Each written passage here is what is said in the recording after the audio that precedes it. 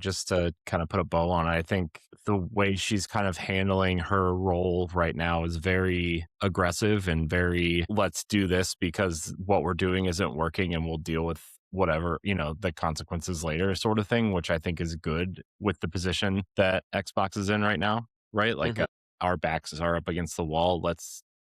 Our claws are out. Let's, Yeah, it's kind of cool to see somebody with a bit of a fight. Not that Phil didn't really have one, but Phil, no offense to Phil, Phil was much more kumbaya, which is fine. Like, Phil did what he had to keep the brand to survive. And given, I will never be convinced that he willingly went and got Activision Blizzard. I think he was fine with drawing the line at Bethesda, yeah. But Bethesda because also made that sense. was a once in a lifetime opportunity that made a lot of sense given the shared history there. Yeah. Not to mention that the old owner of Bethesda, Robert, what's his name? Oh, I'm completely blanking out. Specifically wanted to sell to Xbox. Yeah.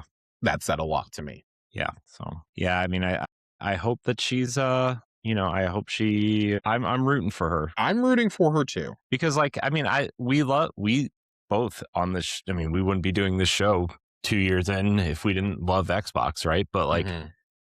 you know, they've, it's been pretty disappointing the last, year or so with everything that's been going on over there. Like the mixed messaging, the no messaging, the lack of communication, the, move to PC for some people who prefer consoles. Like that's like a big, this has kind of given a spark to the community and the brand that like it Mhm. really desperately needed. And I know we were all sad to see Phil go and, shocked at the Sarah thing and all these other things, but like I really feel like what is 62 days she's been there Yep. and like just the changes she's made already, like I don't know, I feel like these are good decisions. I feel like they're smart decisions. They're player first decisions, which Mhm. I think are all good things.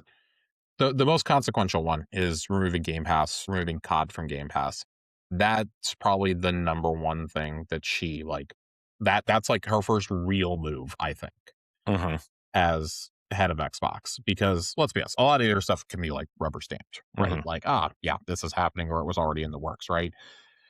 And she gets to get the credit for it. That is a move that, yeah, it may have been in the works beforehand, but she 100% had to get that one over the finish line.